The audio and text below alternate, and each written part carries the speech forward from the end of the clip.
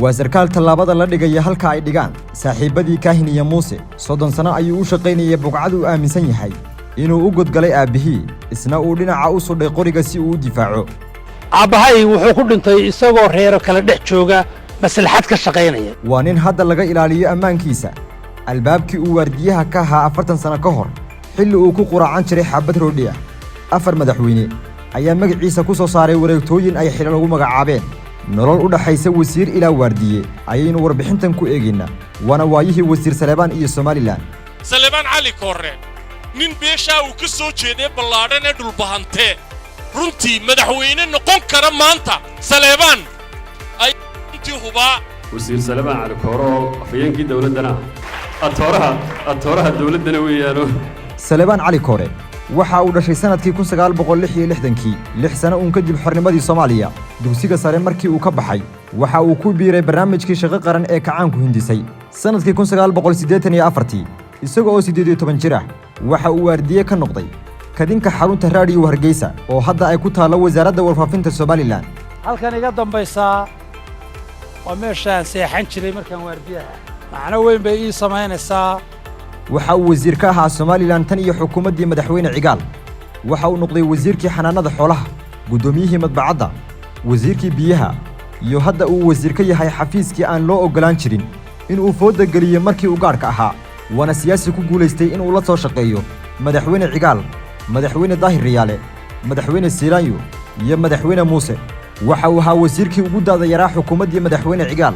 waxana uu ahaa la taliye iyo ergeyga gaarka ah ee u qaabilsan gobolada bariga waa sarkaal shaqada iyo askarinimada kala siman saaxiibadii markii ay burburtay dawladdii uu sarkaalka ka ahaa 1991 dibna ay u curatay Somaliland waxa uu ka mid ahaa shakhsiyaadkii buddigay guutadii koobaad ee ciidanka qaranka waxaa sharaf inoo mudan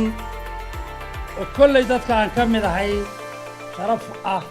inaan taagnaa maalintii ciidanka qaranka la asaasay dadii koowaad maalintii la asaasayay raggii ciidanka qaranka wax ka keenay baan ka mid ahaa oo ka keenay laascaanooddan aynu joogno iyo ceerigaababa sanadkii 2005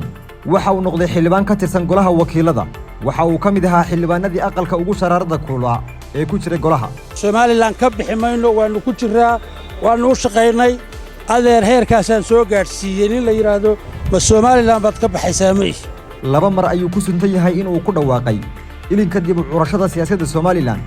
oo 10kii sanaba hal mar dib loo furo sanadkii 2012 madaxweyne Siilaanyo ayaa u magacaabay gudoomiyaha guddiga ka soo tala bixinta dib u furista ururada Somaliland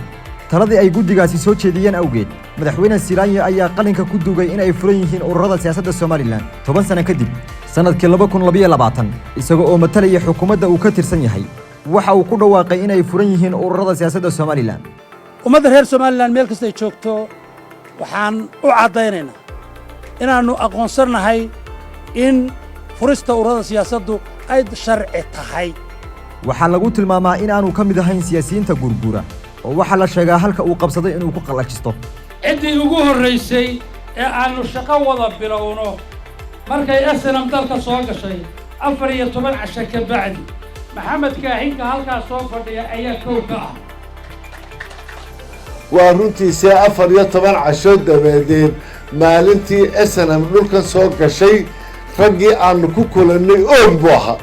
shirarkii nabadaynta maamul daadejinta iyo fidinta qadiyadda Somaliland ayuu 30kii sane ee u dambeeyay dhinac waday shaqooyinkii uu hayay qarankiisa waxa uu hogaamiyay guddigii dastuurka ee gobolada bari dastuurka markii la sameynayay loo footaynayay wasiir baan ahaa gobolada bari oo dhan anaa hogaaminaya dastuurka markii loo footaynay